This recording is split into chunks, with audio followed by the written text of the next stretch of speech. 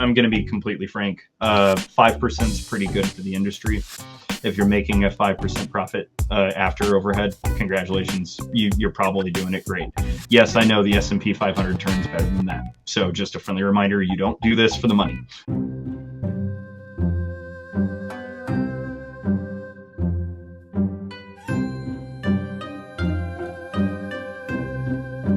If we think back to the start of Play Game Cafe, where in your journey of gaming did that first take place for you Well, getting involved? oh, sure. I was actually a customer of the store before I worked, and I started out as a register jockey, and then worked my way up very quickly to management and that kind of stuff. But I had been playing here because a local shop close to me had closed down in Raytown, Battlezone. Mike Sanders was the manager there. Actually, he's a big part of the reason why I even considered this as a career path in the first point. Mostly because it's not particularly lucrative, but it is really fulfilling. So I played here for a couple years, and then I think right around 2011, 2012 is when I applied, and I literally just bugged the owner, Tom, over and over and over about getting me an interview. And finally, I think I volunteered over this little street festival where the shops open for like 12 hours at a time, kind of a thing. I just volunteered to work and do custodial that entire weekend. And after that, he was like, "Okay, well, I'll give you an interview, and we'll see what that really turns into." But me and one of my best friends, Jake or whatever, started at the exact same time under Christopher and I believe Sean at the time. But yeah, then I was just kind of a register monkey for a couple years before Christopher graduated, started going into teaching and stuff, and so I just took over for him whenever he left. A little less gray in my hair at the time, but but yeah, that was probably 2012.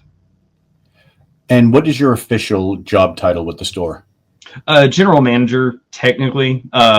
You could say store manager, but general manager just because we have an online store that's kind of separate. They're similar entities in that if you buy singles from us, you're buying from our online store. But in reality, those two things are like they use different point of sales, have a different inventories and that kind of stuff. So I usually just treat it as like its own little thing separate from the in-store stuff that just have to be they're connected for the purpose of like shipping in-store pickups and things like that. And so your initial foray into the store started off, working the cash register and all that, like you were mentioning. Mm-hmm. When did you decide like that you wanted to work at a game store? Like, does your interest in gaming go all the way back to childhood? Did you pick it up later in life? Wow. Yeah, no, my dad definitely really put in the time. It took me and my friends to Friday Night Magic at a place called A to Z Comics also, and he also took us to Battlezone and that kind of stuff. But A to Z is Debbie's shop out in Blue Springs. Absolutely amazing. Can't even count the number of honey buns that she sold me over the years, and it took a long time to work those off later in life. But aside from that, so I had quite a bit of history of gaming. Primarily, I'd say Magic the Gathering for a long time, which I think is a lot of people's introduction to gaming and stuff. Very light RPGs and stuff when I was younger. I actually didn't discover most of the like game industry as a whole until I was an adult. So like my first real time playing D&D was as an adult. My first I had some history in card games, but outside of that, it was most of it, like the familiarity with the product, all the Warhammer miniatures you see down here, that came much later and is pretty much my main squeeze right now. So you've wound up picking up various things over the years as you've played. What was with Magic that drew you in the most? Oh, for me, it was the socialization. It's not quite like a speed dating thing, like not like I was trying to meet like couple like somebody to date or anything, but just to go out and make friends and stuff. It was kind of the situation where socially always felt really awkward trying to make friendships and that kind of stuff. But if you went to a game store and you happen to play Magic the Gathering, which a lot of people play, it all meant like you just instantly started out with that commonality with somebody else where you could just start talking about a card that they thought was interesting or something like that. So it just facilitated like development of relationships and things like that. And I think that's really what attracted to me significantly more than any of the actual gameplay or the art or anything like that. It was actually really just the groups of friends that were getting together, grinding to go to like RCQ or something like that. Just for the record, I am terrible at Magic. Just never good. I was always one of the little lemmings that would be hanging out with. Shout out to Matt Pulse, who's much better than me. Adam Boyd, good lord. But I was just the lemming that went along for moral support. I probably had snacks, but yeah, that was definitely my initial, like, just the social construct of it was the thing that really attracted to me. To also working in the industry, like facilitating that was huge. So, Did you ever think that you would be doing what you're doing now? Was it ever an intentional thought in your mind that you wanted to work in the gaming industry? oh, it was definitely a dream. It was really cool watching like Mike Sanders and Debbie and all of them managing the store and watching all these people having a great time. Almost like a little kind of a community center kind of a thing.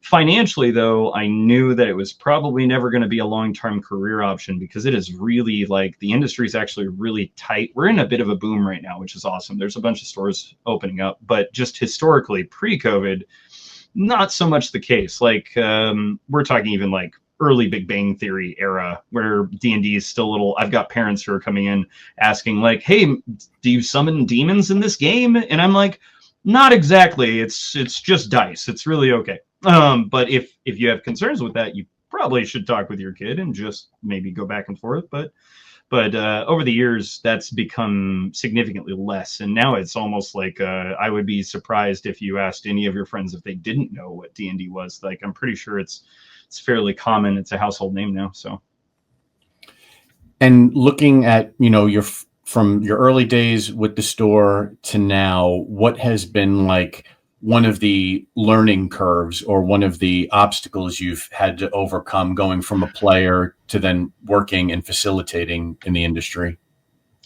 the biggest one is actually just leaving all of your personal biases about companies or products that you like or don't like at the door. You really like this is a Walgreens, this is a J.C. Penney's, this is a skating rink or something like that. Like that was the biggest thing early on is like I know these specific games. I really think we should be doing a lot of this. When in reality, most people that get into the gaming industry, they have a background in gaming. They don't usually have a background in business. And I'm going to be completely honest, the background in business is going to be what saves your life. Like it's going to be what takes you from going out of business in those first 5 years. And that doesn't necessarily mean a degree, but there are certain things that you need to learn, like just term rates, market shares, like that kind of thing.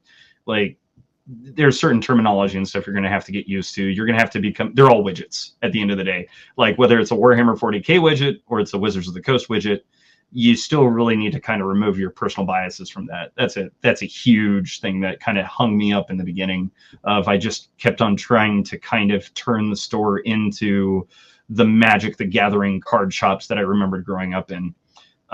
In reality, like Magic, whenever I took over, Magic was about 60% of our market share.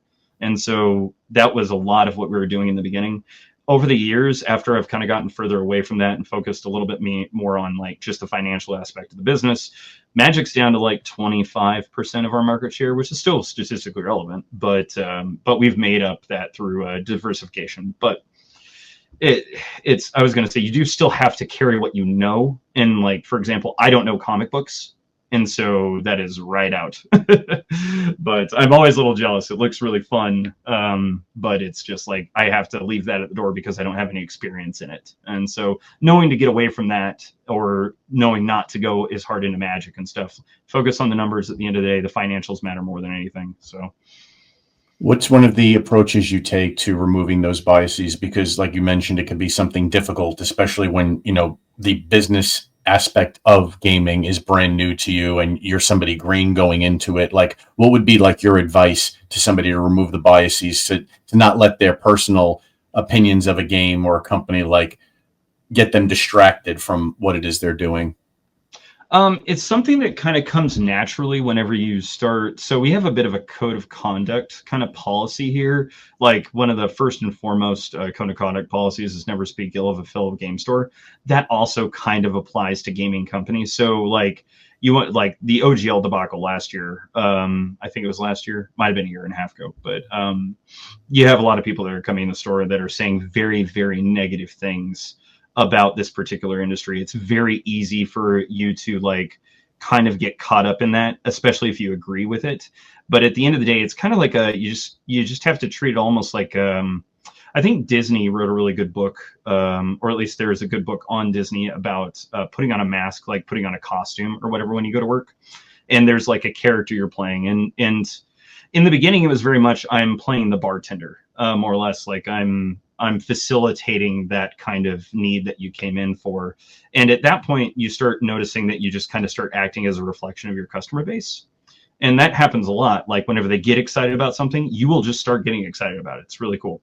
But having that code of conduct and those like hard rules, like do not play games on the clock, like period. I'm just telling you like 100% that should probably be in your mindset, at least not for the first 5 years. Don't carry the things you like necessarily. Carry the things that are selling, that kind of stuff. Don't sample your own wares. Like you just kind of have to create this like hard rule sheet of this is what I have to follow to avoid potentially falling into the trap of I really like 40K. I should order like 500 like whatever the World Eaters Codex is coming out soon, but I need to know not to order more of those because I think they're really cool, kind of a thing. But it's just, you just cold hard look at the numbers. The numbers will never, like very rarely will the numbers actually steer you wrong. You should trust them more than individual products. So with that in mind, is it one of those things where you have kind of taken a step back from being a player as you once were? Oh, absolutely. I'd say my peak gaming was probably 2010 to 2015.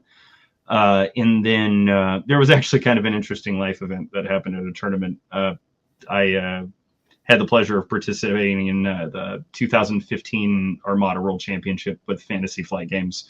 Had a really lucky day, managed to get first place at Worlds. That was really fun.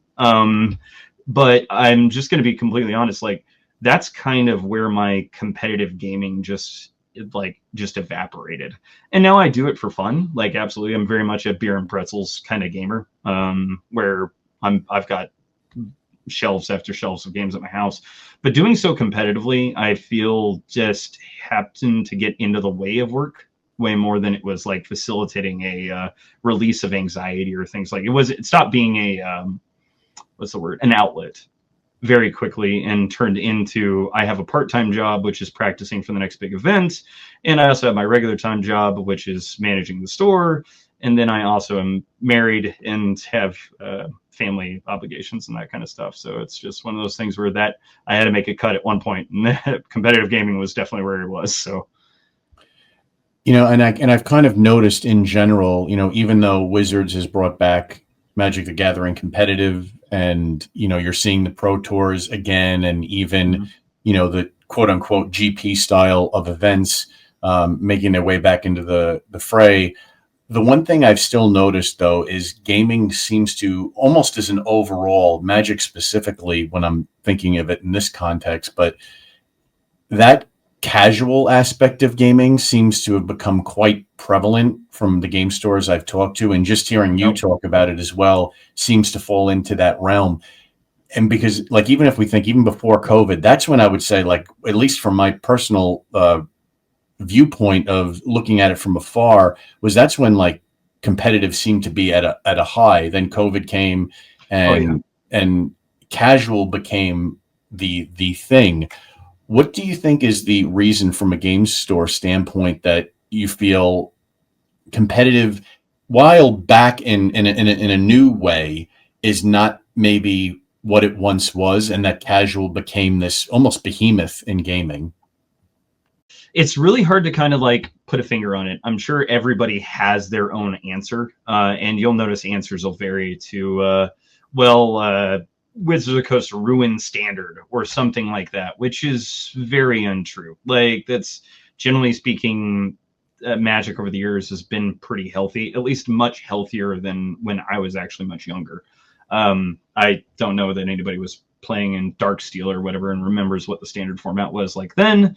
But Cobblade, I think, is another really good example of you were just kind of playing that deck or not. But there's usually now since there's actually been 3 or 4 decks for competitive standard and stuff like that. But realistically, I honestly think it's just if I was going to make my best guess, the socialization that people had to go through to get through COVID is just absolutely bizarre, because you suddenly don't have the ability to do a lot of the hobbies and fun things that you were able to do before, but you still needed to find a facilitation with all of this. Oh, well, we're suddenly all in lockdown.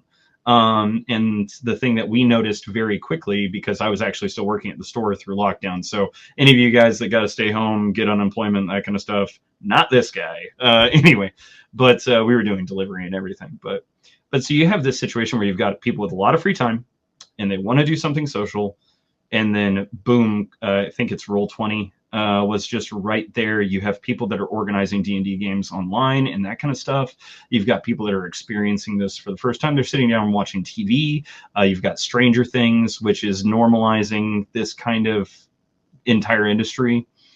Very quickly, you've got family members who are interested. You got parents who have been playing D&D, potentially all of a sudden saying, hey, we got a D&D night. So if I was going to pick like what I thought it was, I honestly think it was actually just COVID. You were just forced to sit down and interact with friends and family through hobbies like this. Like it's hard to go jet skiing over COVID, but it's pretty easy to log in and play D&D with your friends at night. You don't really have to worry about going to work in the morning, kind of a thing.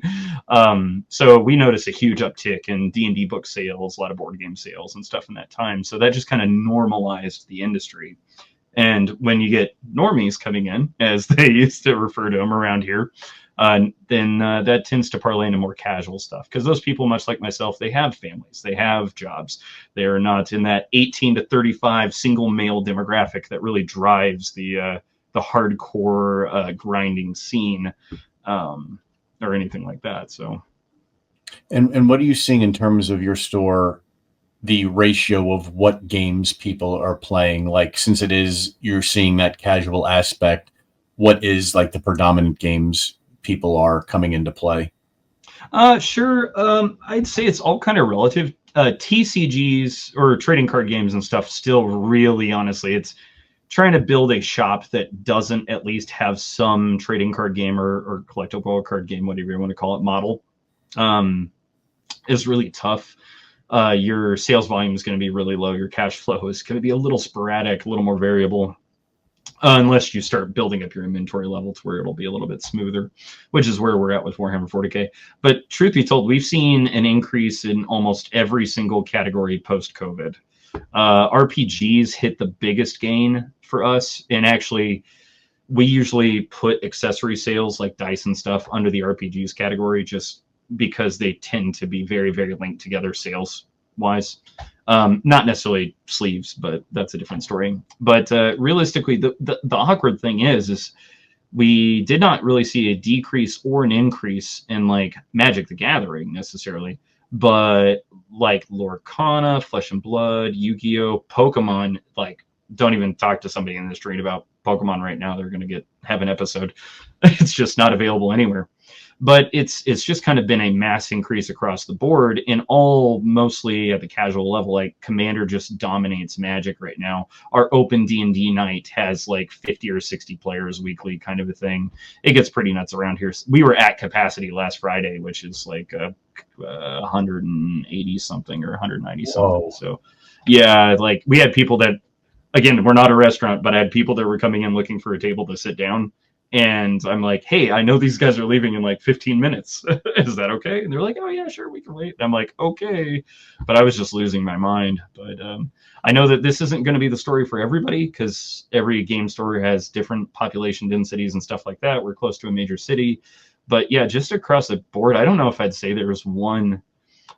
Indie RPGs didn't exist before COVID, really. I would say that's one kind of interesting little. They did exist. I don't mean to discredit anybody that made them or anything, but we have a whole shelf and a half dedicated to it now, where there was like practically no demand beforehand. Could you talk a little bit about the Pokemon craze? I mean, even Oh, sure.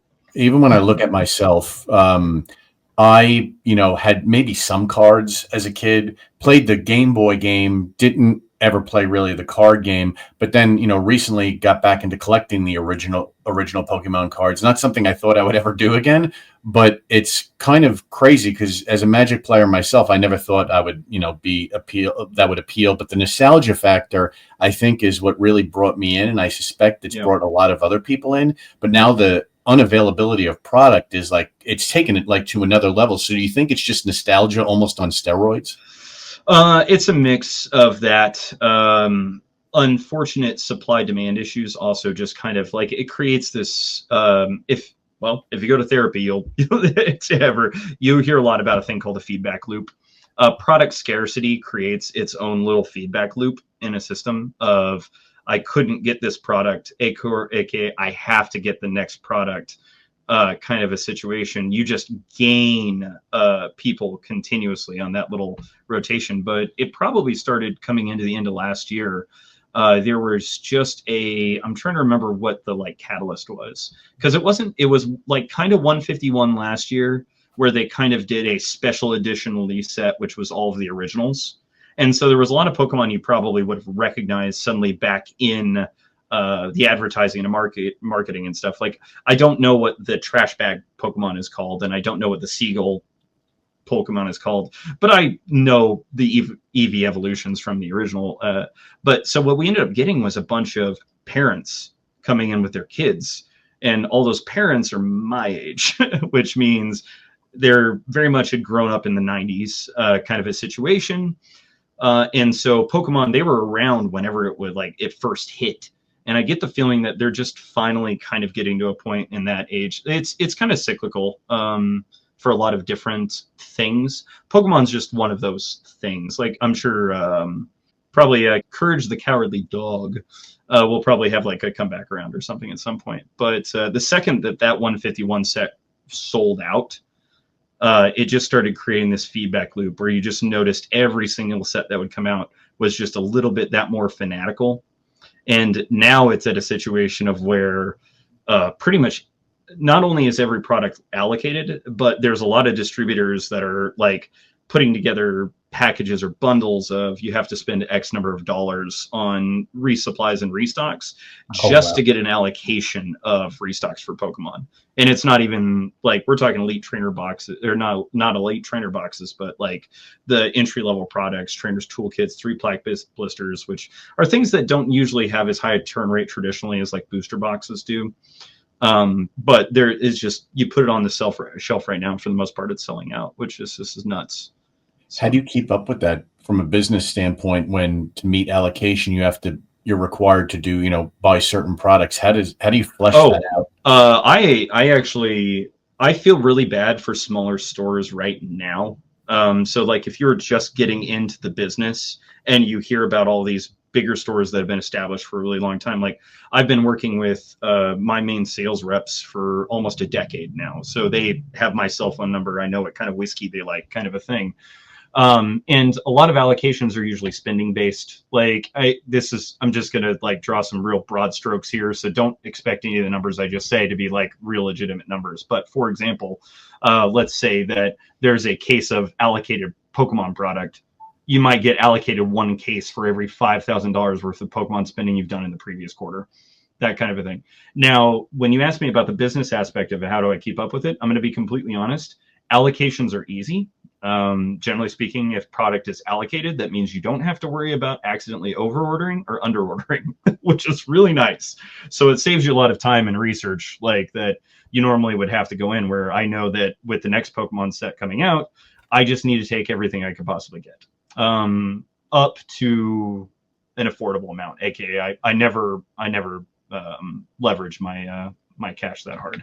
But then again, we're kind of a fairly conservative store, so Keystone. It's shocking to me the craze with the Pokemon, especially I completely understood like with the 151 set, and I collected a number of that myself, but you go into the other sets that they've released since then, and yes, they do have some of the original Pokemon in it, but it's a lot of newer ones, and to be honest, as a consumer myself, those sets don't appeal to me because no, not at all. Yeah, if they did another 151 set, I would be all in on that.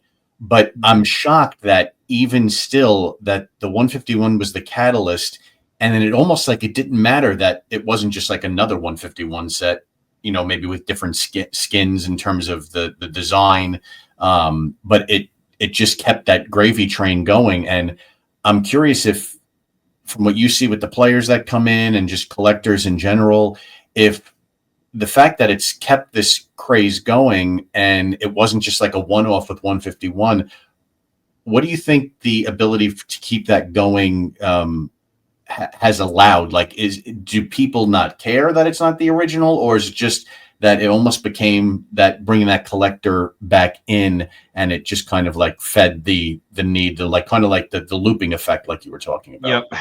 I think it does have a lot to be with the looping effect, especially because like if you the second you would have taken that box home potentially and opened it up, or maybe not open it up, if you looked on the secondary market, the second stuff sells out for Pokemon, it just starts kind of creeping up. Like if you do hey, trade secret, heads up, anybody who's been in business less time. If you look at long term, I'm going to use 10 years as an example. Look at sealed Pokemon booster boxes over the last 10 years, see what they're selling for today.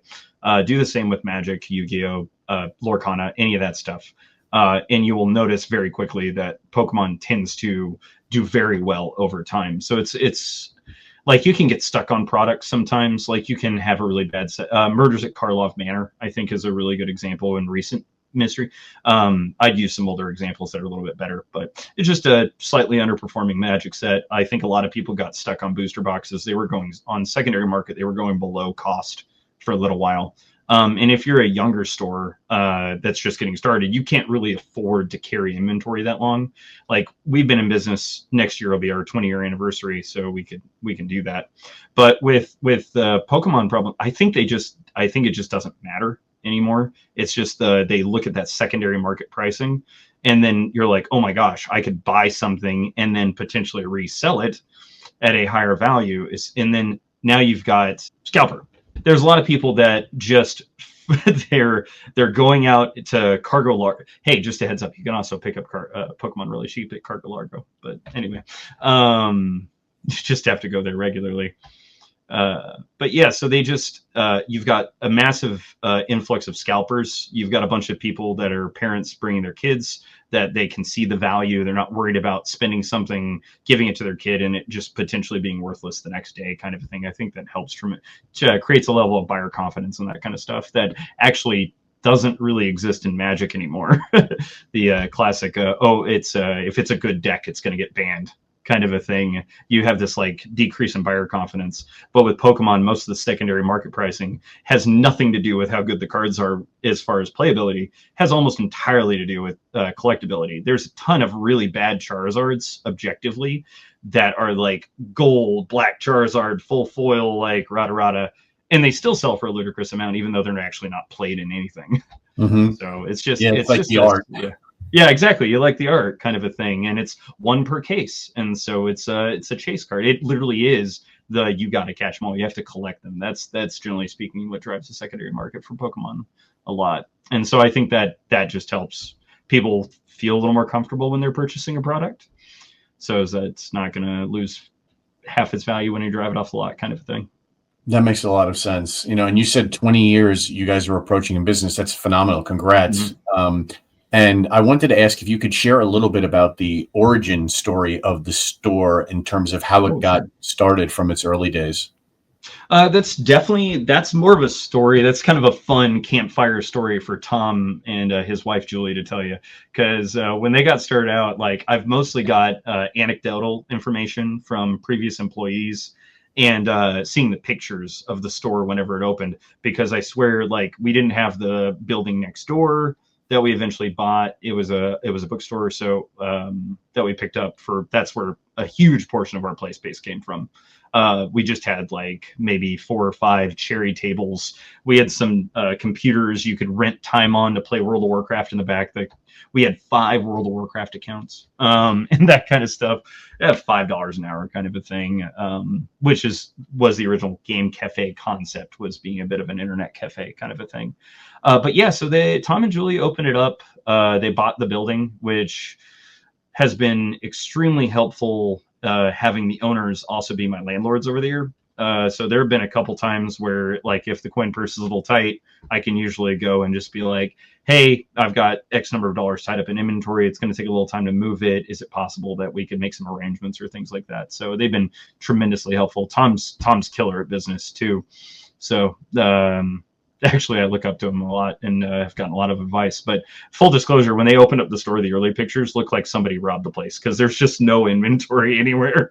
There's like the old D&D tall blind boosters kind of a thing, a couple books on the shelf, maybe a box or two of Magic, but they killed it. Like they put in so much time in the early years. I think Tom managed the store for a year or two before he found a manager, because his main business is industrial valve sales for like water treatment plants and stuff like that. We're going to take a quick break from this podcast to talk about our sponsor, Cardboard Shuffle. Cardboard Shuffle was our 10th podcast interview here at the Match Slip with store owner Mark.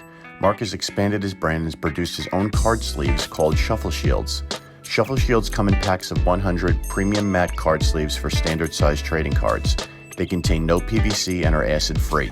I have 17 packs of Shuffle Shields card sleeves to give away to listeners of the podcast. And to receive your free pack of Shuffle Shields, you'll need to send a screenshot that you're following Cardboard Shuffle on Facebook to frank@thematchslip.com. And how long have they been like involved with the store at this point? Like, are they still doing things actively with the store, or they mostly let you do it? I mean, I have borderline absolute autonomy at this point, but I've worked for them for 13 years. It was always like this. They definitely kept me on a really short leash at first, and then just kind of as things have gotten bigger and grown and stuff like that, they've definitely given me a lot more autonomy. But I'm still on the phone with them multiple times a week. I mean, I think Julie is working with Eric right now for a competitive puzzle building tournament we're going to be trying out, just seeing how Ravensburger sent out these little organized play kits for competitive puzzle building, and we're like, yeah, we got space, we'll try it, kind of a thing. Tom comes to and runs board game night with his friend Mike George every Thursday night, so I see him all the time, actually, which is really nice. But most of our conversations are usually just about what's coming up, and he's my landlord, so if there's a major we're on a historic square, so that means a lot of minor building management functions and stuff like that. So them being the landlord, it has to be very helpful, though, I would imagine. Oh, tremendously. I can't even stress it enough. Like, if you can afford in this industry, like, you start looking at return on investment, right? And I'm going to be completely frank. 5% is pretty good for the industry. If you're making a 5% profit after overhead, congratulations. You're probably doing it great. Yes, I know the S&P 500 turns better than that. So just a friendly reminder, you don't do this for the money. But no, it has been tremendously helpful to have the building and stuff, like, especially because we eventually paid it off. And so now it's much smoother. We don't have to worry as much about if there is going to be a downturn at some point. But post COVID, there really hasn't been for us yet. So that definitely hasn't been a problem. I would imagine you guys are in a unique situation, say, compared to another store. I mean, it's one thing to be an owner of a game store, but to have, to be the landlord on top of it, like I'm sure that eases things up potentially, I would imagine, from a cost perspective. Sure. It creates some consistency in it, like, in that I know my rent is not going to really change that much, unless Tom sits down and we talk about it, we look at the numbers. So the rent payments actually usually probably it's definitely it's done pretty well over the years, but it paid off the buildings, which was tremendously helpful. But then again, we also are I think I can talk about this now, I'm pretty sure. We're opening up a second location, actually about a half hour from our current location or whatever, just out in Tom needed a warehouse to store some industrial valves. There's a little front retail area. We can just set up a couple tables and do some minor cards and stuff like that. But so yeah, no, it's been tremendously helpful. And I assume it's been helpful for him and his family too, like just having the different revenue streams and stuff like that. But I won't get too much into his personal finances. So what is like their responsibility at this point, like in terms of with the store? Like, what, I know you mentioned you talk on the phone with Tom. Sure. What is their day-to-day, and subsequently what's your day-to-day like as well? I would say that the majority of the day to day that Tom and Julie have to do with the store is very much still kind of, I like them to handle employee management to an extent for like hiring, firing, reviews, payment, pay rates, basically payroll in general, that kind of stuff. I usually do manage hours and schedule and that kind of stuff. Um, I have an assistant manager, so if she ever listens back to this and I say I do something, I would like to make sure that everybody is aware that it is both me and her, plus a couple other employees for specific outlets. But I mean, you're talking day to day. I don't do as much of the custodial or pulling invoices as more. I tend to do a lot more paperwork. Awkwardly enough, I'd actually really rather be doing that. But most of my stuff is managing the employees' responsibilities, making sure they're staying productive, making sure we're in for all pre-orders, basically all the organized play stuff we're running. I either manage all those accounts myself, or I outsource a specific organized play program to a specific employee that's potentially more familiar with it than I am. So like, for example, Eric is our Pokemon professor. I have Eric usually take care of most of the scheduling and running of Pokemon events, and then just I make sure that we're in for whatever their pre-releases are, just making sure that we're kind of all that stuff's going correctly. I do a lot more running from employee to employee now than I do a lot of hands-on work. But if I could be completely honest, I would be much more happy if I was just downstairs working the register, talking to the customers, checking in invoices, putting stickers on boxes and putting them up there. Like, I don't actually really like desk work very much. But it's just the nature of the beast. Whenever it gets to a certain point, somebody has to do it, and I don't want to do it at home. So, Right. How many employees do you oversee? currently, I think 9. I want to say it's 9. We just fluctuate a little bit, usually between like 7 and 9 employees, depending on how many part-timers or full-timers we have at a time. Your primary demographic hiring in this industry is usually like right out of high school, maybe community college kind of stuff. So Okay. you have a little bit of a rotation. I'm very unfortunate that the last about 3.5 years ago, we hit 3 or 4 really solid employees, and then they have stuck with us for a period of time, which is absolutely amazing. If you can ever like live this dream as a game store manager where you don't get just stuck in this constant state of training a new employee, because you can definitely like get to the point where they're finally up and running, and then they will just hop to another job that potentially either pays more, it's closer, better benefits, that kind of stuff. Because again, like I said earlier, not a ton of money in the game store business. There's a lot of money changing hands, but not a lot of it actually. Some people think game store managers make gangbusters, and we really don't. So What do you think is the thing then that keeps you in it? Since it's not, lucrative as you were mentioning, mhm. is it purely the love of it? So I'm going to be completely honest. There's a face that you get to see once in a while, and that's like when a dad brings his daughter in and buys her a pack of Pokemon cards, and that'll take you through a year. Like that will keep you going 110%. It is the coolest thing you'll ever get to see. The people are generally happy to see you. So like I'd argue for me, it's a little more high stress because I have to make sure that we're turning enough of our inventory to pay for labor, pay for rent, pay for all of the licenses and health and like or the food drug administrator or the health insurance. No, I can't remember. We have a soda fountain downstairs and some microwavables, so I have to deal with health inspections and things like that. So not necessarily restaurant level, but it's definitely stressful when you're in this chair.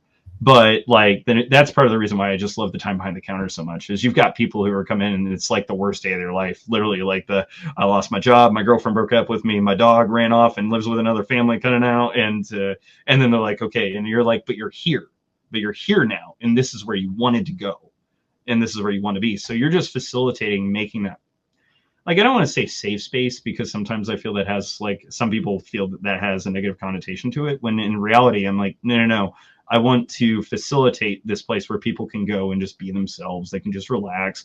They can have a good time, kind of a thing. The It's like this escapism. constant. Exactly. Yeah. And because it is rough. I mean, like, there's a lot of jobs that really suck. It's a lot of time you spend like paying bills, like worrying about phone stuff, worrying about, well, tax season, all that jazz. And this is the place you go where you do the thing where it's not that stuff, and being able to facilitate that, that's really actually what keeps me like in the industry and stuff. I've looked at changing my job several times, just for various reasons over the years, but never actually have. So. And you guys are close to Kansas City, Missouri? Oh yeah, we're about 15 minutes out of downtown, so just in the suburbs. And has this been the main location? I know you said you're going to be getting a second location, but has this been Yeah. where this is where it all started? With that Yeah, smaller this is store? definitely just with just the main retail space is where it all started. And then Tom, well, again, engineering background, does industrial valve sales, conveniently also really good at renovating interior spaces. This man is magic on a draft board.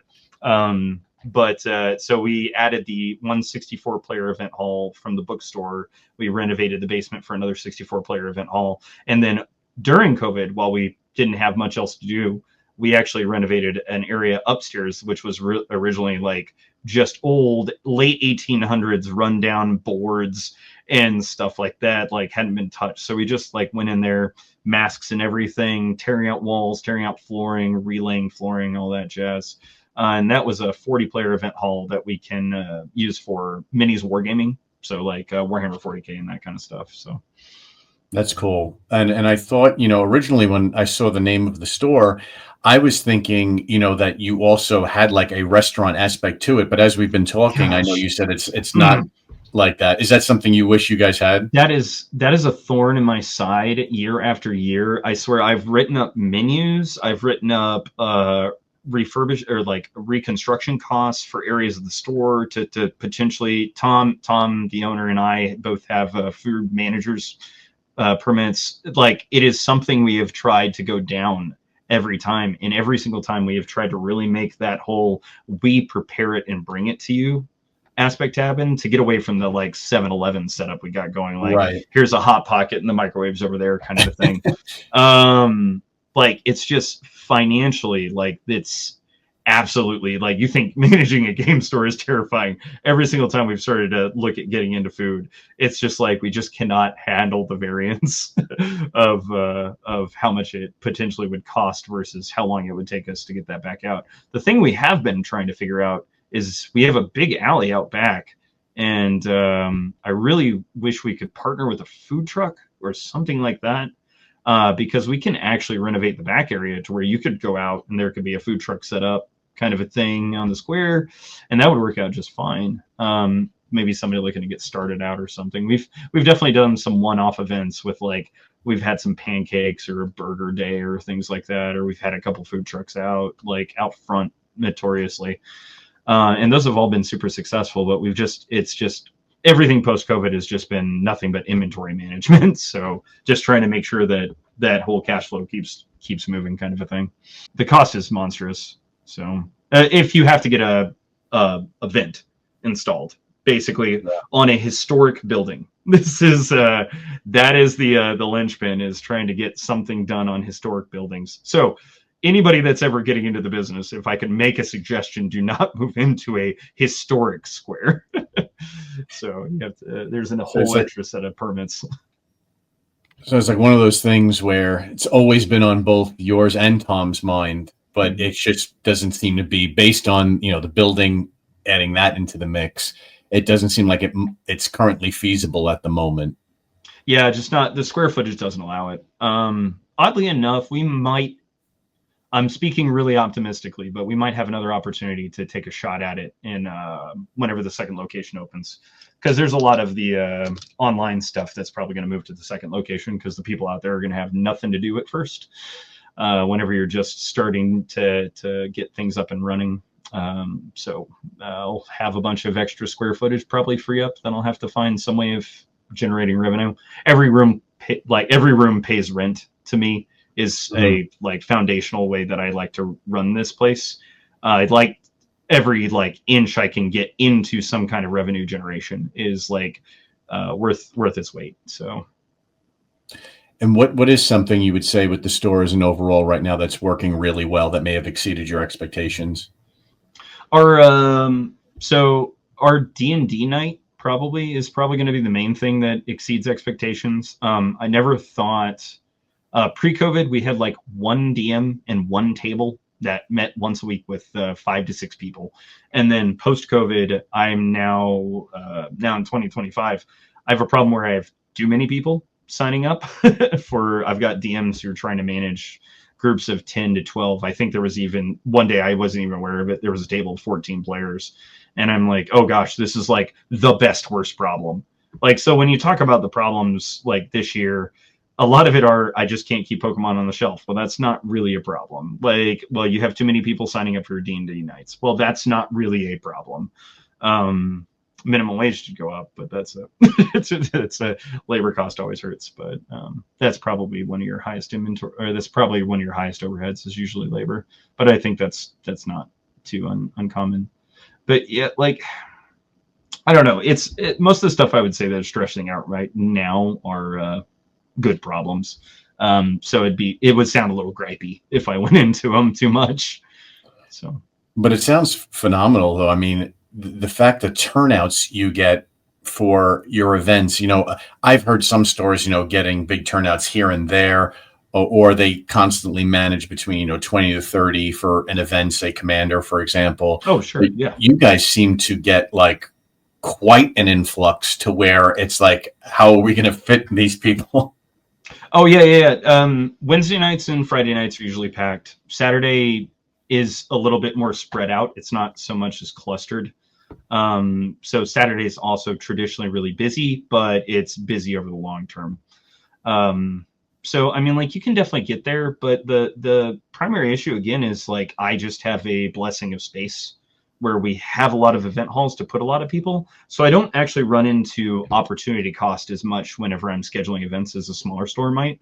And it's part of the reason where like some people sometimes will be like, oh, you guys don't charge for table space. This other store does. And as a game store manager, I really kind of want to explain to that person that's like, well, they don't have that option because they only have 6 tables or they only have 8 tables. And those tables are needing to generate revenue, where I have entire event halls that are like closed for a day or something like that, like Monday, Tuesday, Thursday. Like generally speaking, there is an event hall somewhere in the store that's just not being used at all. Again, in the back of my head, I'm like, I need to fill that space with people.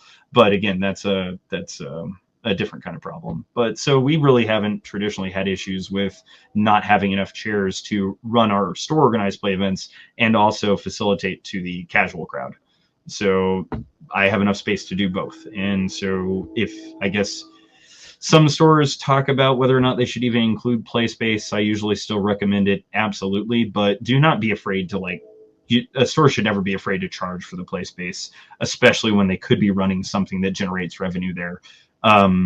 But again, we have like Commander play most days of the week here, even though store is sponsored is Tuesday and Friday. But like I can tell you right now, there's 2 or 3 Commander tables downstairs right now. Just people just kind of show up as they get off of work, kind of a thing. And on the flip side of that, what is something that may not have turned out the way you anticipated, or something that, whether it be an internal process or just something as an overall that you're trying to work on? Oh, I'll even tell you about the giant train wreck, which is our e-commerce store right now. It's so we walked down a venture. We're trying to get it so that you can see we use TCG Player primarily for singles, and then Crystal Commerce is our web host that integrates with TCG. I think a lot of people are on Binder POS now, but that's just that's one place to look at our inventory online. So if you go to playgamecafe.com, you'll see a bunch of Magic singles, but you won't see any of like this stuff. You won't see any of the like Warhammer 40K, any of the board games we carry, RPGs. We have a giant wall of Dungeons and Dragons, miniatures, dice, and that kind of stuff. I wanted it to be where you could see my inventory when you're sitting at home, put in a little in-store pickup order, and just come up and pick it up in store. That has been a learning experience because I get the feeling that my inventory management ability is not as good as it could be otherwise. I need to be running a few more audits over the course of the year. Need to be doing a little bit more diligent work on, and I'm taking this responsibility entirely. This is all me. So this isn't someone else's fault. But yeah, trying to get an e-commerce store established where it accurately shows your inventory in real time and has pictures and product descriptions of everything, when you carry a like $250,000 inventory like we have, is just an absolute nightmare. And we keep just like chipping away about at it every year. But the unfortunate side effect is when it takes you that long, every single time you have a customer that goes to try to use it and it doesn't work, like it kills me inside knowing that that's gone now. Like you usually don't get a second chance when it comes to online stuff. Customers coming in store is a little bit different. It's a little bit more personal of an experience. So then they can get the feel for the store and they understand the people working here. That's usually what most people fall in love with, which I'm really like grateful for. Is I just get a lot of feedback that our staff is one of the better staffs that people have experienced, and our selection's pretty good. We're definitely not like the only thing I have the widest selection of in Kansas City that I know of is Warhammer 40K, but that's because we just decided that was going to be our competitive edge with 40K. So just have everything. So with Warhammer 40K, so you wind up becoming the go-to then for people in the area. Do you get like business sent to you guys because of it? Oh, so I don't know if you've talked with a lot of other game stores in KC yet. KC, I feel sometimes is a little bit of a unique unicorn in that most of the game store managers, like Debbie, Bayman, EJ, Mason, like Drew, Megan Wally, like I'm gonna leave out a ton of names just for the sake of time, unfortunately. But we all actually talk like fairly regularly, I would say. Maybe not like every week or anything, like, but we check in with each other and see how each other are doing.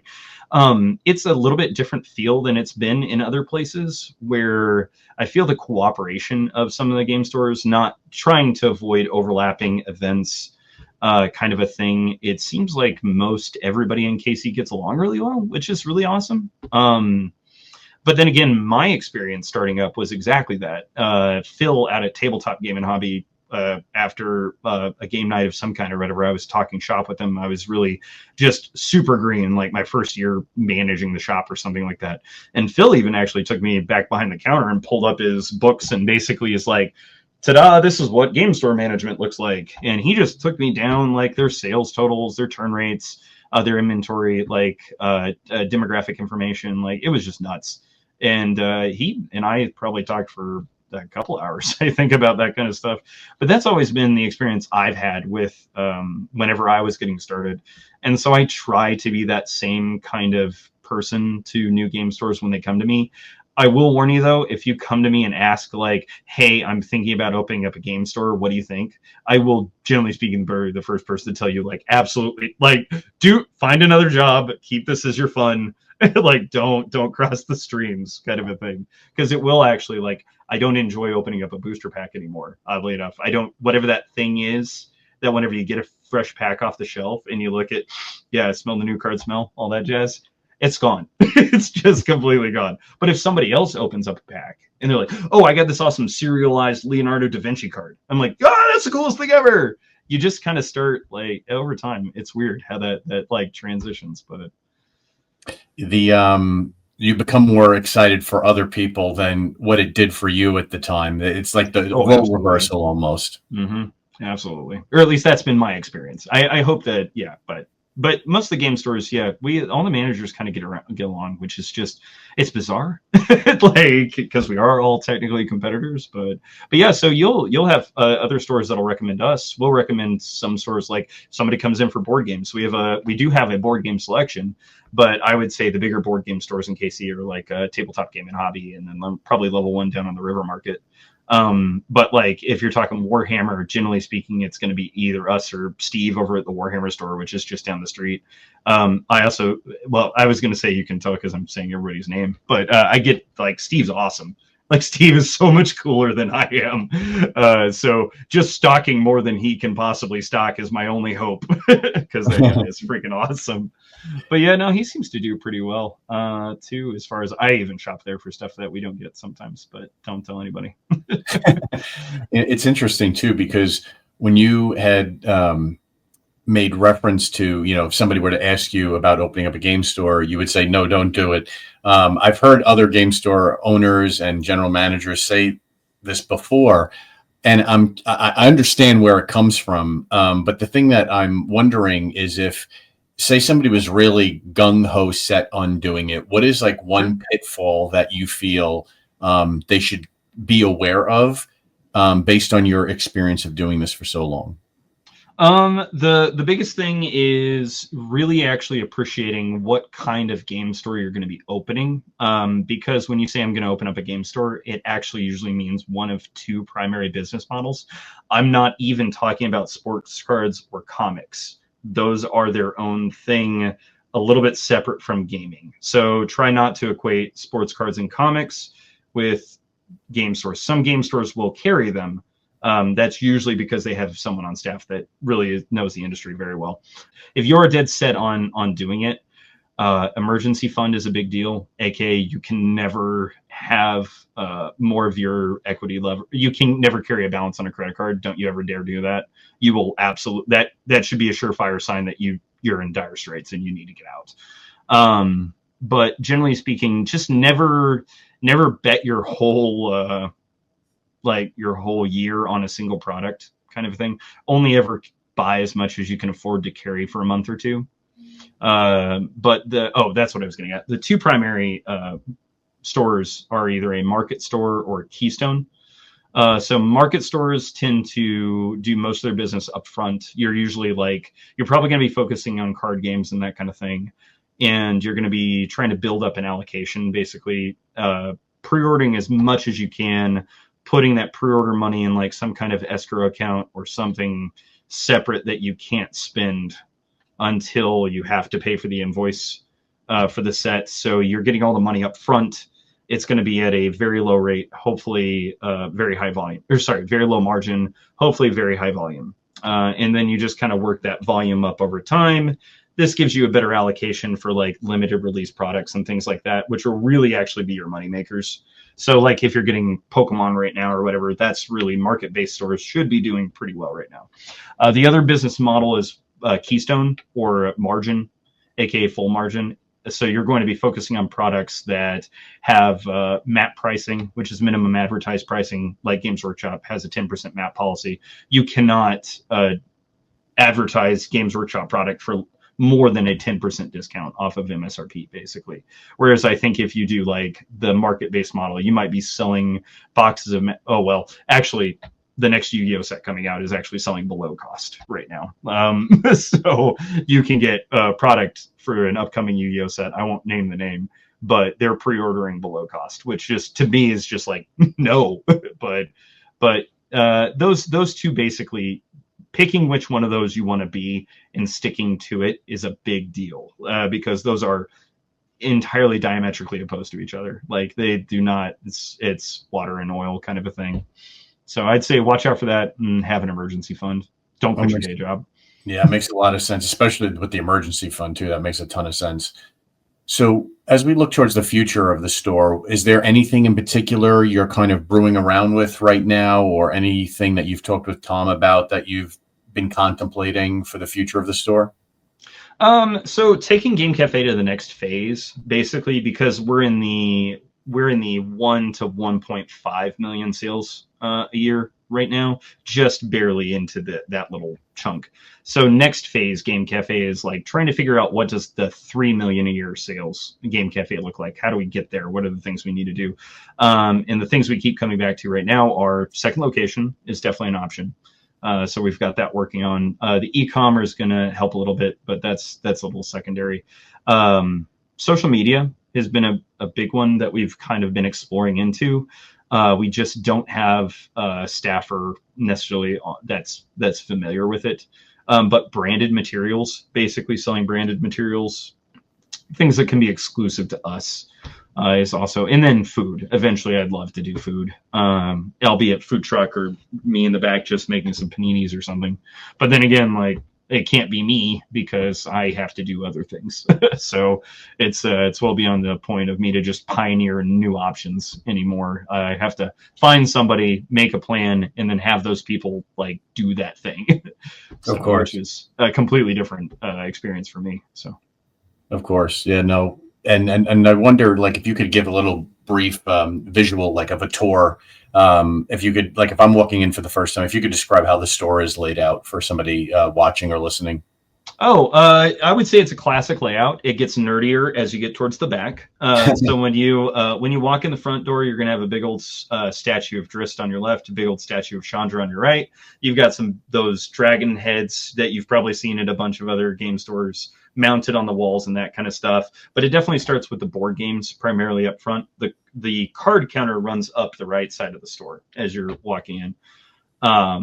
So you'll go in, you'll go past the board games and puzzles, you'll get into the RPG section with the miniatures, and then past that's like paint and hobby supplies. We even have like hobby train stuff racks we use for basing for different types of BattleTech and that thing. And in the back, you've got the ultimate neckbeard Grognard, which is Warhammer 40k HeroClix. Yes, I did say HeroClix. Yes, we have organized play for it. It's the same 8 to 12 guys that were doing it when I started working here back in 2012.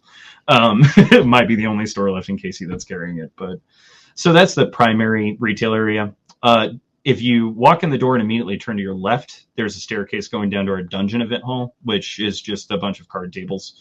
And then also, if you go halfway into the store in the main level and take a left, there's another card hall that has a bunch of tables and then a staircase going up, which will take you to our Warhammer 40k or like minis wargaming area.